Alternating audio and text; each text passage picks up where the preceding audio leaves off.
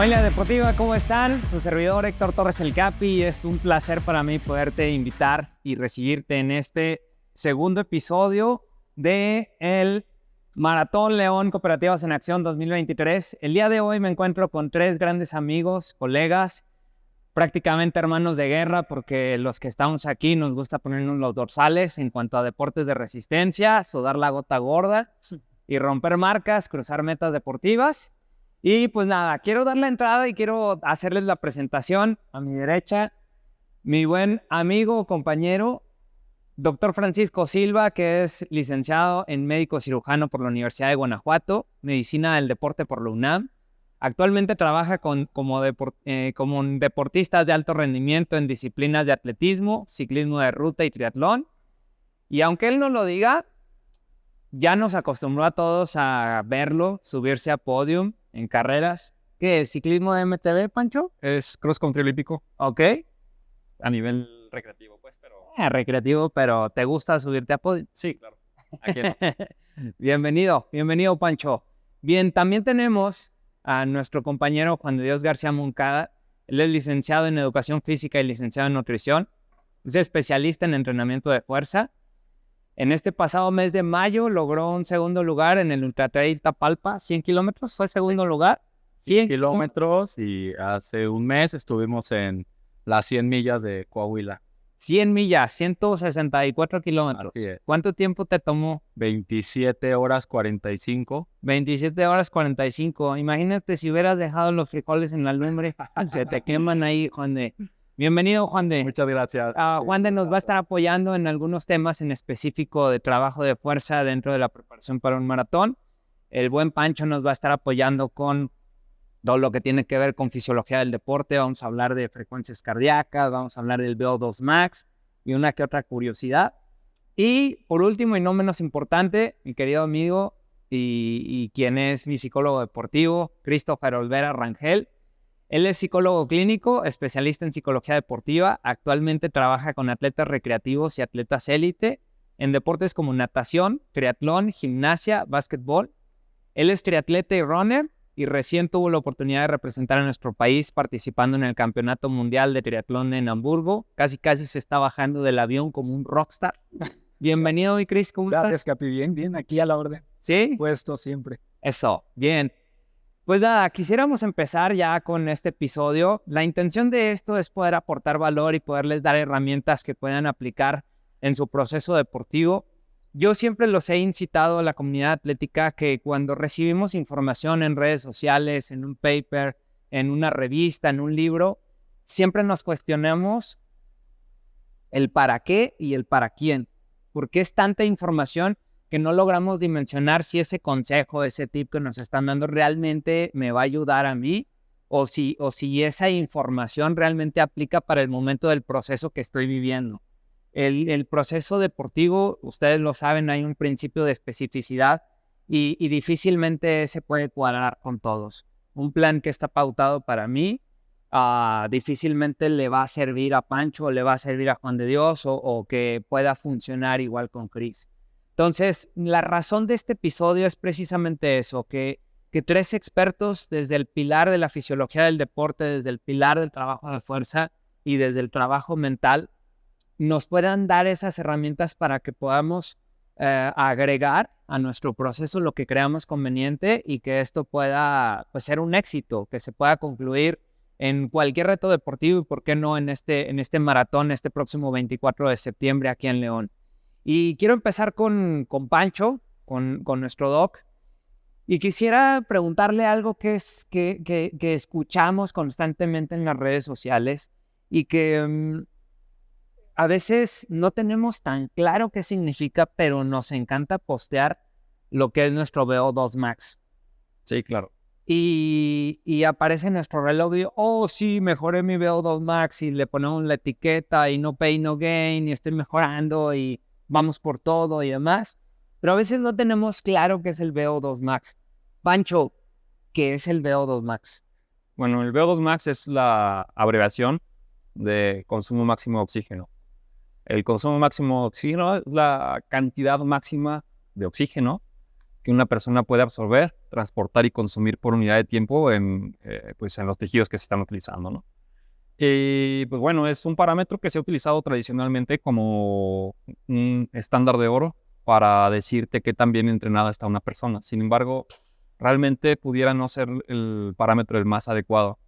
Hay otros parámetros que están más relacionados con rendimiento, como por ejemplo los umbrales. Supongamos que tienes un consumo de oxígeno de 50, de 60, de 70. Eso nada más, lo único que hace es un boletito de entrada a una categoría, ¿no? Ok. O sea, si eres un atleta máster que tiene un consumo de 60 a 70, estarías compitiendo prácticamente por podio, ¿no? Si eres un atleta de menos de 18 años, o digo de 18 a 30 años, y tienes un consumo de oxígeno superior a 70, prácticamente ya serías una persona que es categoría elite por el puro consumo de oxígeno. Pero el simple hecho de tener ese consumo de oxígeno no te garantiza el éxito deportivo. Solamente te dice, ok, te puedes sentar en la mesa de los niños grandes y ahora ya puedes aspirar a otras cosas, ¿no? Y tienes que entrenarlo. Hay los que te digo que son los umbrales, hay umbrales de lactato y hay umbrales ventilatorios que que tienen más relación con el rendimiento. Es qué tanto porcentaje o qué tanta fracción de ese consumo de oxígeno puedes utilizar durante cuánto tiempo. Eso es lo que a grandes rasgos significa los umbrales ventilatorios. Pancho, cuando mi reloj inteligente me dice que mejoré mi VO2 max, ¿qué tanto caso le tengo que hacer? Porque a decir verdad, he tenido la fortuna de que me puedas hacer pruebas de esfuerzo y que tú me puedas decir, Capi, tú tienes un VO2 max de tanto y ya ponte a entrenar, ¿sí? Sí. Pero luego mi reloj me dice que subo y que bajo y que ya mejoré. ¿Qué tanto caso le tengo que hacer? ¿Le hago caso o no le hago caso? Realmente luego ese es un problema con los relojes y con toda la tecnología que tenemos allí, que los wearables, porque te dan información que luego ni siquiera estás capacitado para interpretar. Y el consumo de oxígeno es una de esas. El consumo de oxígeno y el rendimiento obviamente no siempre va a ser lineal. Luego hay gente que me dice, oye, pero es que mi consumo de oxígeno bajó, ya no puedo hacer y no sé qué. Y es como de, a ver, cuate, espérate. O sea, estamos entrenando para mejorar tu rendimiento, no para mejorar un número en un reloj, ¿sí? Claro. Entonces, es solamente una de las variables y, siendo sincero, creo que a mí me interesaría más conocer los umbrales y conocer otras variables que el mismo consumo de oxígeno. El consumo de oxígeno me es útil para detectar el talento de alguien y para conocer la salud, pero umbrales y todo eso ya es algo que me interesaría más. Entonces, luego estos relojes te pueden dar información que en algunos casos es precisa, pero en algunos otros casos pudiera ser que no. El consumo de oxígeno no lo es todo. Trabajo también con ciclistas y tengo el caso de dos ciclistas que comparo, ¿no? Ambos tienen un consumo de oxígeno de 83 mililitros kilogramo minuto. Uno está compitiendo en Europa y uno está compitiendo aquí en México. El que está compitiendo en Europa tiene entrenando desde los 10 años y ahorita tiene 19. Y el que está compitiendo aquí a nivel regional tiene 20 años y tiene 2 o 3 años en el ciclismo. Entonces, ambos tienen un gran potencial, sin embargo, uno tuvo un gran desarrollo desde pequeño y otro no lo tuvo. Pero por características genéticas, ese consumo de oxígeno es superior en ellos dos. Y no significa que... y el relojito o el ciclocomputador, a uno le arroja así el consumo de oxígeno de 80 y a otro le arroja un consumo de oxígeno de 69, siendo que por medición directa nos da 83. Cuando te refieres a medición directa, te refieres a ese método, a ese instrumento que puede ser más realista o que nos puede dar un indicador más preciso o con menos rango de error. Sí. ¿Cómo es que se mide el VO2 max o cuál sería la manera más idónea para saber nuestro VO2 max? Pues con una prueba de esfuerzo en la cual colocas una mascarilla que tenga un reservorio de análisis de gases y que tenga un sensor de oxígeno, idealmente también con un sensor de dióxido de carbono para aprovechar y conocer también el consumo de hidratos de carbono y grasas, y si se puede también con algo de lactato para conocer ya también umbrales ventilatorios y de lactato. Claro, entonces esa es la manera más fiable de tener pues esta información y lo más fidedigno. Pancho, platícame cuáles son las diferentes fuentes de energía que tenemos, en especial un corredor maratonista. ¿Cuáles son esos sustratos energéticos de los cuales nos podemos apoyar para poder avanzar y poder ser constantes en una carrera tan larga como son 42 kilómetros? Bueno, en cuanto a sustratos energéticos te refieres, ¿verdad? A sustratos energéticos durante el ejercicio, realmente los más importantes son tanto hidratos de carbono como grasas. También hay un ligero aporte de los aminoácidos, pero es prácticamente despreciable o marginal, entonces no se suele tomar en cuenta, incluso no se cuantifica, salvo en situaciones ya muy extremas. Pero bueno, me estás preguntando acerca de maratón. Idealmente se debería correr en una zona en la cual se consume una mezcla entre hidratos de carbono y grasas, tirándole un poquito más un predominio glucolítico, es decir, más predominio de los hidratos de carbono, y por eso también es importante pues establecer un programa adecuado de nutrición durante la carrera para que no llegues a esa situación de el denominado muro. Bien, seguramente muchos de los que nos están viendo, hay cosas en las que aún no están familiarizados. Y lo que Pancho ahorita nos estaba pues contando es que hay una combinación de grasas y de glucógeno para que nos pueda aportar esa energía y poder seguir avanzando. ¿En qué zona, si nos fuéramos a una zona de ritmo, zonas de frecuencia cardíaca? Porque bueno, hay muchos autores y nos pueden hablar de hasta 10 zonas. Sí. Pero si nos vamos a la comercial, a la Timex de 5 zonas, ¿en qué zona se corre el maratón, Pancho? En zona 3. Bueno, primero hay que decir, ¿no? La explicación de estos modelos de zonas. Hay muchos modelos y muchas maneras de entenderlo, pero la que me resulta más práctica a mí, la que aplico, es esta, ¿no? En zona 1 consumes de manera predominante grasas y el aporte de hidratos de carbono es prácticamente mínimo. En zona 2, el aporte de grasas y el aporte de hidratos de carbono ya son similares. Sin embargo, todavía no hay un predominio de ninguno de los dos, ¿ok? No hay una mezcla, sino que todavía, sí hay un predominio de las grasas. Y en zona 3 no hay un predominio de ninguno, sino que es una mezcla, ¿ok? Y ya tirándole a zona 4 hay un predominio de hidratos de carbono, una menor contribución de las grasas, y a partir de zona 5 prácticamente el metabolismo proviene de puros hidratos de carbono, de puros azúcares, o de glucosa circulante o de el mismo glucógeno. Entonces, el problema que tenemos es que muchas veces queremos correr los maratones en zona 4 y ahí esa intensidad la podemos mantener durante solamente una hora.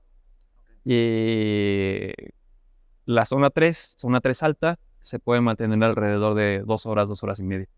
Estamos hablando para un corredor que quiere hacer pegados a las 3 horas, pero si estamos hablando que, por ejemplo, en el Maratón de la Ciudad de México, la media fue de 4 horas y media, pues yo creo que entonces las zonas de frecuencia cardíaca que tendría que estar manejando la media de la población que corre un maratón, te corre 4 horas y media más o menos un maratón, que sería zona 2, zona 3. Zona 2 alta, zona 3 bajita. Bien. Y bueno, o sea, sufriéndole bastante, ¿no? Porque 4 horas es mucho. Bien. Estrategias para mantener un suministro constante de energía, Pancho. Cuéntanos. Mira, eso depende mucho de quién seas y qué tipo de entrenamiento lleves y cómo de entrenado tengas el intestino, porque el intestino también se entrena para tolerar la cantidad tanto de líquidos como de hidratos de carbono. Y siempre me hacen esta pregunta de ¿cada cuándo tengo que comer cuando voy en el maratón? Y es como, pues es que depende. O sea, si alguien te dice tienes que comer cada 15 minutos porque tal y tal y tal, realmente yo dudaría de esa respuesta, porque tienes que ver cuánto pesas, en dónde vas a correr, cuál va a ser el clima, tienes que saber cuál es el tiempo pronosticado y tienes que saber cuántos gramos de hidratos de carbono toleras por hora, ¿no? Entonces, lo ideal sería asesorarse con alguien de nutrición. Y bueno, estrategias puede haber muchas, ¿no? Desde el consumo de geles, desde el consumo de productos que ya vienen preparados con una cantidad bastante generosa de hidratos de carbono para que no tengas allí ninguna molestia. Para las personas que tardan más de 3 horas o 4 horas en un maratón, tal vez valdría la pena agregar ya algún alimento sólido para que no tengan malestar estomacal, pero que tampoco sea demasiado abundante, que no contenga grasas, y porque luego se quieren nutrir con chocolate y pues bueno, eso no le va a caer nada bien al estómago y puede llegar a desencadenar ahí problemas de diarrea o cosas así, ¿no? Eso en México no pasa, Pancho. Sí, sí pasa. Sí. Afortunadamente. Muy bien, Pancho. Oye, cuéntanos, ¿qué recomendaciones podemos darle a un corredor novato o avanzado en maratón? ¿Qué recomendación en específico, tú como médico del deporte, algo que te has dado cuenta de manera muy particular? Hay errores muy específicos que se cometen y que podríamos resolver. ¿Qué consejo le darías a estos corredores? El primero de todo, si eres corredor novato, es tener respeto al maratón, no es una cosa sencilla. El segundo de todo es, hazte un chequeo de tiro por vuelta, hay tanto en el maratón de la Ciudad de México como en el maratón de aquí de León, problemas relacionados pues con cardiopatías, ¿no? Alguien se infartó, desafortunadamente hemos visto algunas situaciones que fallecen personas y es porque no estaban adaptados y porque quisieron, ese día se levantaron con, es que es un reto personal. No, cuate. Hazte un chequeo, entrénalo como tienes que entrenar y haz las cosas bien, porque un maratón no es un medio maratón, pero en grande, ¿no? Un maratón es una prueba demasiado demandante, entonces para mí lo más importante y lo más relevante es si eres alguien que va empezando, al menos hazte un electrocardiograma, deja de lado todo lo demás del performance, hazte un electrocardiograma, asegúrate que estás sano y bien. Y para alguien que ya es avanzado y que no sabe cómo mejorar, bueno, lo primero es que intente hacer entrenamiento pues más a baja intensidad, que se asesore primero con alguien de nutrición, que lleve su programa de entrenamiento, que confíe en sus procesos de entrenamiento y también si busca un rendimiento en específico, que tenga algún tipo de asesoría fisiológica para que lo puedan decir cuál es la intensidad a la que igual más va a tener beneficios. Bien, entonces concluiríamos que un corredor ya con experiencia para maratón que va por una marca, lo mejor que podría hacer es que dentro de su preparación corriera una intensidad más baja de la que va a competir en el evento. La mayoría de las veces, o la mayoría de los entrenamientos tienen que ser a baja intensidad, ¿ok? Y también tiene que agregar algunas carreras a ritmos específicos de carrera, valga la redundancia. Sin embargo, luego pudiera llegar a ser que abusan de estas tempo runs, que les llaman, con la finalidad de generar muchas adaptaciones, pero la verdad es que el entrenamiento debe ser más fácil, más llevadero y siempre acompañado de un buen proceso de nutrición.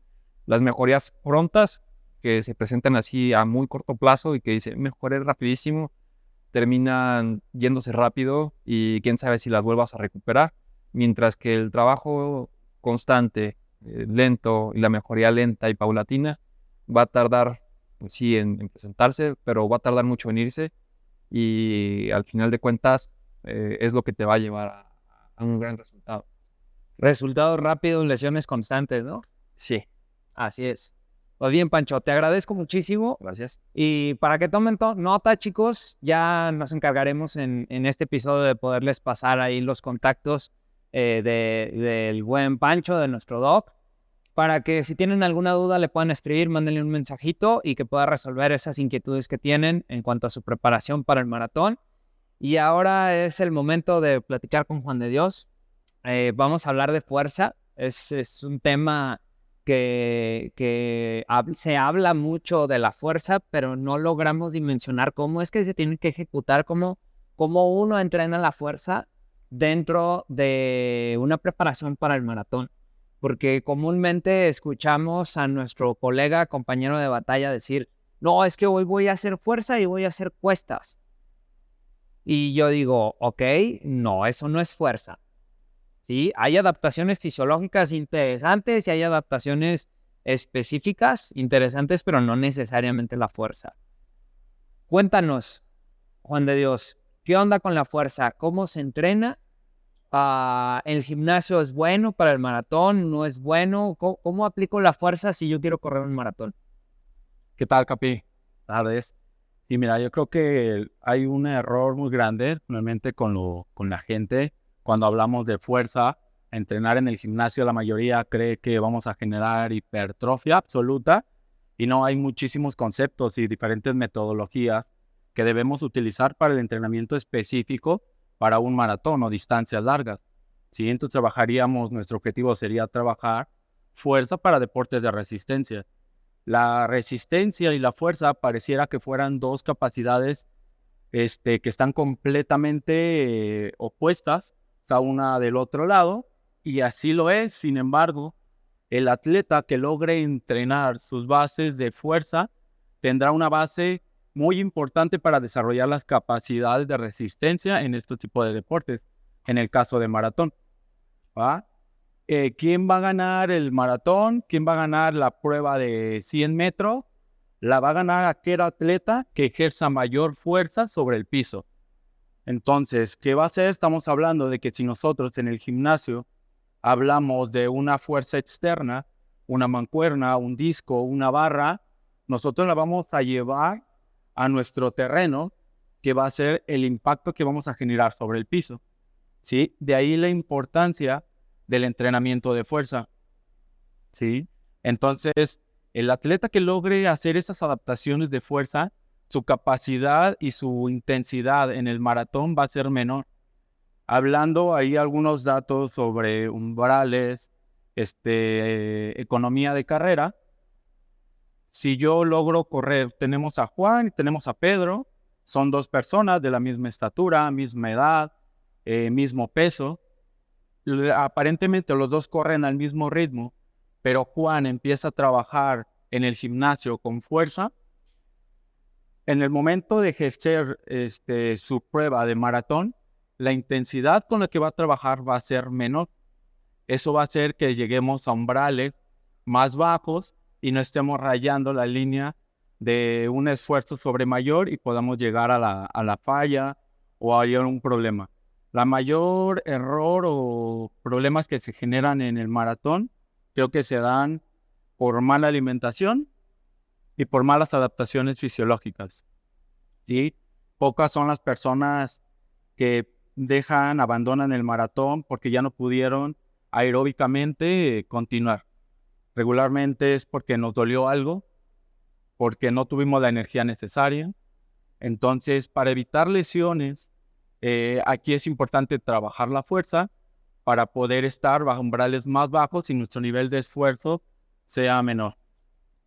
No hay que perder de vista que el entrenar en el gimnasio solamente hablamos de hipertrofia para ponernos mamados o para ponernos fuertes. No hablamos de otro concepto de fuerza que la vamos a aplicar en nuestro terreno.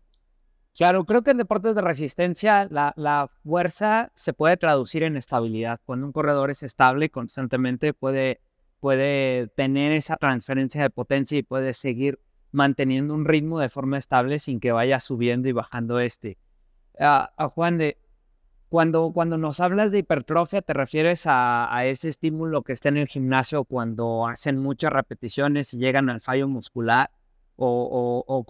¿Es correcto el que uno haga ese tipo de estímulo en gimnasio, el llegar al fallo para crecer el músculo y que éste sea fuerte para el maratón? ¿O cómo tendría que ejecutarlo? No, creo que nuestro objetivo, siempre no lo debemos de perder de vista, nuestro objetivo es el desarrollo de las capacidades de resistencia para el maratón. ¿Sí? Entonces no podemos fatigarnos nosotros tanto en el gimnasio llegando al fallo muscular. ¿Por qué? Porque al siguiente día van a estar tan dañados mis músculos que no van a permitir dar mi entrenamiento, que es el más importante, el de las bases aeróbicas. ¿Sí? Hay diferentes tipos de hipertrofia. La hipertrofia absoluta es la que tal vez la mayoría conocen, donde hablan el del gimnasio, que desarrolló una gran cantidad de masa muscular, el que se ve atléticamente muy bien, se ve mamado, pero no ese es nuestro objetivo. Nosotros trabajaríamos con una hipertrofia selectiva, donde utilizaremos los músculos que realmente nos interesa hipertrofiar para generar fuerza en nuestra disciplina. ¿Sí? Entonces buscaríamos ejercicios específicos que van a nuestra cadencia, van a la posición y a la especificidad de nuestra prueba. En este caso, nosotros, por ejemplo, corremos el maratón de frente, obviamente. Entonces, ese movimiento lo debamos asimilar a nuestro entrenamiento de fuerza, con zancadas al frente. De nada me va a servir una zancada atrás, si no es el tipo de ejercicio que voy a ejecutar o el patrón de movimiento en el maratón.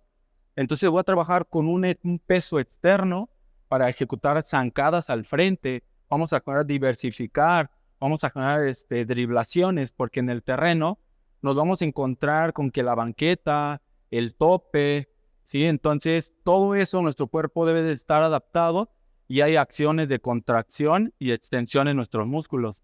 Y son los cuales debemos de trabajar, hablando de una especificidad y de una hipertrofia selectiva, no una hipertrofia absoluta. Bien. Te voy a hacer una pregunta que posiblemente te voy a meter ahí en una bronca, porque explicarlo te puede tomar horas. Si tengo aparato convencional, pesos libres y entrenamiento funcional, ¿cuál tomo? Como maratonista, ¿cuál tomo?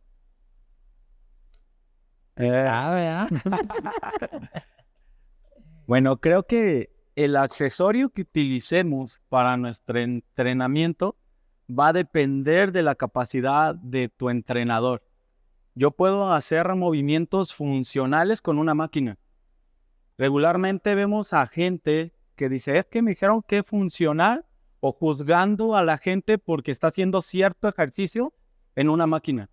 ¿Por qué no? Porque la máquina dice que debo de ir derechito, que debo bajar a 90 grados con mi vista al frente, cuando no, yo puedo utilizar la máquina de la manera que a mí me plazca, siempre y cuando yo respete la funcionalidad de mi cuerpo.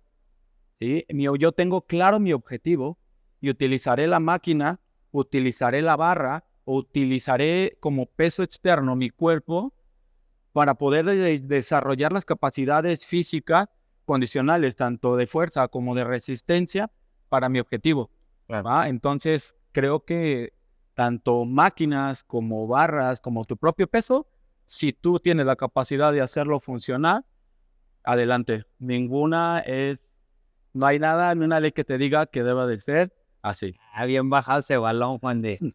A ver, Juan de, ¿cuándo y cuánto debo de entrenar fuerza? Yo de Pancho aprendí en su momento sobre cargas altas y repeticiones de reserva.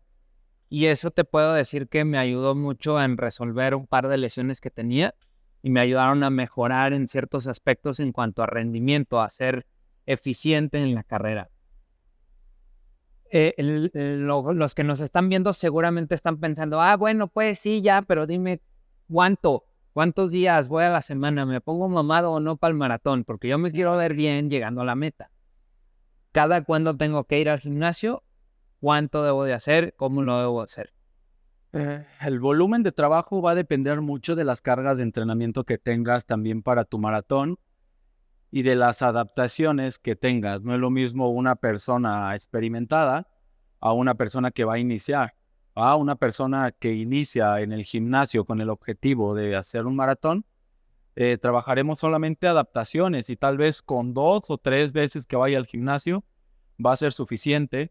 También para mí, desde mi punto de vista, a mí me gusta trabajar con ellos mayor número de repeticiones porque logro mecanizar el movimiento. Yo sé que mi objetivo está trabajar con cargas altas, con volúmenes altos, sin embargo va a ser una persona que no tiene la adaptación fisiológica, no conoce el movimiento y ya le haces una carga alta, lo vas a llevar a una lesión. ¿Sí? Entonces yo creo que personas principiantes, 2, 3 veces que van al gimnasio para lograr adaptaciones es suficiente.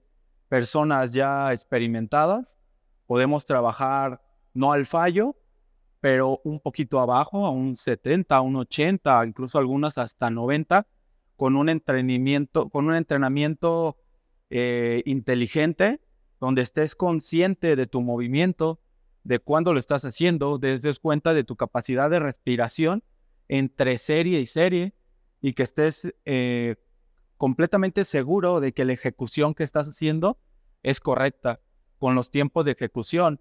El ejercicio hay muchísimas maneras de proyectarlo. Con un mismo ejercicio tenemos el volumen, tenemos tiempo de ejecución, tenemos tiempo de descanso, y eso debemos de estar jugando con ellos.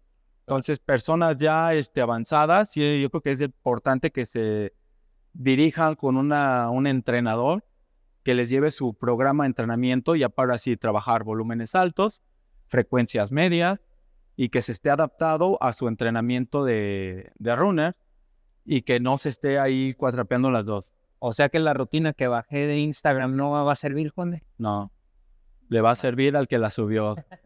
A ver, por último, Juan de, para cerrar esto, ¿me tiene que doler? O sea, cuando yo entreno fuerza, para darme cuenta si funcionó o no el entrenamiento de fuerza, realmente me tiene que doler, porque es muy clásico encontrar en redes sociales el no pain, no gain. Si no te duele, no hay ganancia. ¿Necesariamente te tendría que doler? O sea, ¿batallar al día siguiente? No necesariamente. Creo que ahí los instructores, entrenadores, muchas veces en gimnasios creemos que por generar mucho dolor, no se dan cuenta que ese dolor está reflejado en una alteración. Estamos generando daño muscular. ¿Y cuánto tiempo le va a llevar a cabo la recuperación de ese daño muscular? ¿Sí? Buscamos nosotros una recuperación 24, 48 horas, pero hay personas que duran 8 días y todavía no se logran recuperar, donde tanto muscular como neurológicamente no estaban capacitados para eso, y y ellos creen que porque tienen dolor, ahora sí logré lo que quería, estoy del otro lado. O sea, claro que no. Eso es un mito, que el entrenamiento se debe de adaptar a mí y a donde yo lo sienta relativamente cómodo, para que me permita realizar mis actividades durante el día, mis actividades diarias y mi disciplina en la que realmente me quiero desenvolver. Bien, muchísimas gracias, Juan de Dios. Pues ha llegado el momento de platicar con el buen Christopher Olvera, nuestro psicólogo deportivo, y quiero hablar desde una opinión muy personal, Chris. Creo que es un ámbito que se olvida mucho por los corredores, y tuvimos un episodio anteriormente donde compartimos con varios expertos en maratones, que han corrido muchísimos maratones en su vida, y coincidían todos que si no estás bien de acá, no salgas a correr. Así. Y puede ser algo tan obvio, pero que realmente no le damos la importancia de vida, Chris. Me gustaría que me compartieras a mí para qué me sirve la psicología deportiva. Porque anteriormente el decirle a alguien, ya ve al psicólogo, era como un desdén. Sí, claro. Ahora ya todos queremos recomendar, deberías ir al psicólogo, te va a ayudar. Cuéntame, ¿para qué a mí me sirve la psicología si yo estoy preparando un maratón? Pues va a influir muchísimo en el rendimiento que quieres tener, principalmente. Y voy a retomar algunos cuantos puntos que mencionaron el Doc y Juan. De repente mencionamos mucho el tema del reloj, por ejemplo, ¿no? ¿Lo haces por el reloj o lo haces porque tú quieres, ¿no? Y aparte el reloj te empieza a causar cierto conflicto. Y ese conflicto te lleva a que ya no entrenes como quieres, que no estés a gusto porque estás persiguiendo nada más un número y pues sacrificas ahí otras cosas, ¿no? O esta parte de tiene que doler a fuerza, ¿no? Entonces te clavas con ciertos conceptos. Ahí es donde empieza a tener ahí esta importancia la psicología, no solamente en el running, sino en muchos deportes, ¿no? ¿Cuál es el objetivo principal del por qué lo haces? Muchos de los corredores, yo creo que el correr principalmente es un deporte que rescata mucho a la gente, en muchos sentidos, ¿no? Quizá por ser el deporte más accesible, ¿no? Te pones un par de tenis y te vas y corres. Conforme vas avanzando empiezas a tener muchas más expectativas, empiezas a generar ahí algunas ambiciones, algunos gustos específicos, pero de entrada es el más fácil. Entonces hay que aprender a gestionar toda esta parte de los objetivos, las metas, las expectativas, de qué te rodeas, qué escuchas, ¿no? ¿Me va a servir o no va a servir la rutina de Instagram? ¿Me va a servir o no me va a servir ver que el amigo acá subió, que tiene un VO2 de 80 y yo el mío es de 50? tengo que llegar a 80 para ser bueno, o cómo va la cosa. Entonces es ir entendiendo toda esa parte, y cómo aprendes a gestionarlo con base en tus objetivos, con base en tu rendimiento y tus capacidades principalmente, siendo consciente y muy responsable. Chris, ¿cómo es que se hace este trabajo mental? O sea, cuando llega alguien contigo, pues obviamente está buscando un reto deportivo en específico. ¿Cómo es ese trabajo mental? Porque uno tiene la idea de que cuando va con el psicólogo, pues uno va a sufrirle, ¿no? Y a llorar y a recordar la infancia y el pasado y demás. He tenido la fortuna de que vivamos un proceso deportivo y yo recuerdo que en la primera reunión que tuvimos, tú me dijiste, hey, no vamos a hablar del pasado. O sea, no me interesa. ¿Qué onda? ¿Hoy qué hiciste? ¿Cómo te sientes hoy? Claro. ¿Cómo es ese trabajo mental? Cuéntanos, ¿cómo es que se trabaja mentalmente? Bueno, retomando un poquito esa parte de, si tienes un objetivo, cuestiona por qué ese objetivo. Cuestiona por qué tienes ciertas expectativas, por qué aspiras a ciertas cosas. En el momento que entiendes el por qué estás haciendo lo que estás haciendo, vas a tomar conciencia y esta parte de responsabilidad de hacia dónde vas y cómo lo quieres hacer. Claro. Cuando yo te dije, no vamos a hablar del pasado, es porque, ¿por qué quieres resolver algo que pasó hace 15 años si el día de hoy no has resuelto el cómo te estás sintiendo ahorita con algo que pasó ayer o algo que te pasó en la mañana? No nos enfocamos a lo que hay ahorita y probablemente eso nos irán resolviendo cosas pasadas. Pero, ¿dónde estás? ¿Hacia dónde vas? Así es. Incluso, ¿por qué vas? ¿Es realmente tuyo ese objetivo? ¿Es realmente tuya esa expectativa que tienes? Quiero correr un maratón, ¿por qué? Porque me dijeron, porque lo vi, porque parece fácil, porque mucha gente más lo hace. Porque estás compitiendo con la vecina, ¿no? La vecina ya se hizo maratonista y Claro, tengo que hacerlo yo también, ¿no? claro, ¿no? Porque Instagram te dice que toda la gente que sigues ya corre maratón. Oye, Chris, cuando uno se prepara para un maratón, es muy común que hay una media de población que tiende a sobreentrenarse, que no está teniendo esas adaptaciones que requiere el cuerpo para poder enfrentar de manera exitosa el maratón. Y obviamente cuando sabemos que no se está dando esa adaptación porque no hay supercompensación, porque no hay un descanso debido, las pautas o intensidades no están bien dosificadas, pues la gente anda muy reactiva. Pero hay un tema psicológico que llega a pegar duro, que es el estrés que se maneja. Si todavía ni empieza el evento y ya uno está estresado. Y dos, la presión de, es que ya dije que iba a correr un maratón. ¿Y qué van a decir de mí? O sea, le damos tanta importancia al qué van a pensar, qué van a decir. Y empiezas a ver el calendario como si fuera una sentencia de muerte y antes de disfrutarlo, antes de estar esperando ansiosamente ese día, les preguntas, ¿qué onda? ¿Ya listo para el maratón? No, ya quiero que pase. O sea, ya. Sufriéndolo. No. Claro. ¿Cómo se maneja? O sea, ¿cómo abordas ese estrés? ¿Cómo lo logras resolver esa presión y ese estrés que hay? Mira, yo creo que es desde esta parte de entender que es un proceso y como proceso lleva ciertas etapas, lleva un tiempo. Hace rato alguien lo mencionaba, ¿no? ¿Quieres resultados rápidos? ¿A dónde te va a llevar ese resultado rápido? Claro. El problema es que ahora todo es muy inmediato. Ya todo lo tenemos muy fácil, ¿no? Quieres ir al súper, ya no vas al súper, lo pides por la aplicación. O sea, buscas el fatigarte lo menos posible. Y en el deporte también se busca lo menos, ¿no? Esta parte de quiero un maratón y lo quiero que sea rápido y quiero ser el mejor. Y entonces crees que por meterle más se va a lograr eso. Es un proceso. ¿Cuánto tiempo llevas entrenando? Es tu primer maratón. Da igual si haces 4, 5, 6 horas. Claro. Vas, ¿por qué? Porque vas. Entonces, entiendes cuál es tu objetivo, te responsabilizas de que es tu objetivo, porque aparte tú eres quien lo está haciendo, tú eres quien va y entrena, cuáles son tus capacidades. ¿No? Hay gente que tiene muchísimo talento y muchísimas habilidades, no todos, y no tengo que buscar hacer lo que hacen los demás. Esa parte, porque te empieza a generar este estrés, te empieza a generar esta ansiedad, esta preocupación de, es que no he subido mi tiempo, no he mejorado tal, no he publicado que sí lo voy a hacer o no he publicado que voy a correr en tanto tiempo, porque si lo corro tiene que ser rápido. Hace poco tiempo una persona me decía, es que no quiero ser un corredor mediocre, porque el grupo con el que corro, la mayoría corren sobre las 3 horas y media. Correr fuera de ese tiempo es mediocre. Pero entonces estamos hablando de que no es suyo, ¿sabes? Es por el hecho de pertenecer a ese segmento, pero es una persona a la que ya lo reconoció. ¿Cuánta más gente está dentro de ese mismo, pues de esa situación?